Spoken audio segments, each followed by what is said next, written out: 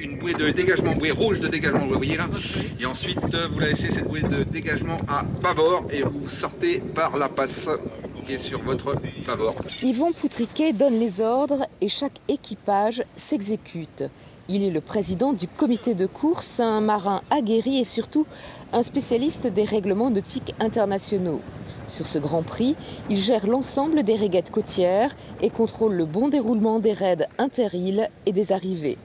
Les décisions sont prises en fonction du vent, on se cale, voilà, c'est le vrai job comme partout, quoi. Le risque, il est toujours, aujourd'hui, c'est un sport mécanique, hein, donc il y a un risque de casse sur le bateau lui-même. Il peut y avoir un risque sur les équipages aussi. C'est pour ça que, par exemple, dans ces bateaux-là qui sont très très rapides, ils ont tous deux poignards et un troisième qui est en dessous en cas de dessalage pour éviter de rester coincé dessus. Donc c'est effectivement un sport mécanique qui peut être dangereux. La voile, ça reste quand même dangereux. À ses côtés, un jury international de 5 arbitres, 2 Français, un Estonien, un Néo-Zélandais et un Espagnol. Pour les étrangers, c'est leur première course en tant que juge-arbitre dans le Pacifique. Le Chief Umpire, en revanche, leur patron, connaît bien la Polynésie.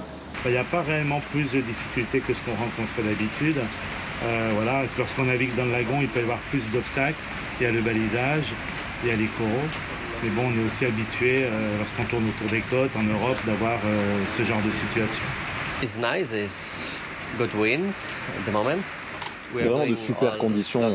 On a eu beaucoup de vent, notamment beaucoup de vent arrière, ce qui nous a permis d'avoir de super beaux matchs. Avec des choix tactiques qui sont différents en fonction des montées ou des descentes. La présence de ce jury permet d'homologuer ce Grand Prix du Pacifique dans le championnat du monde des Diam 24.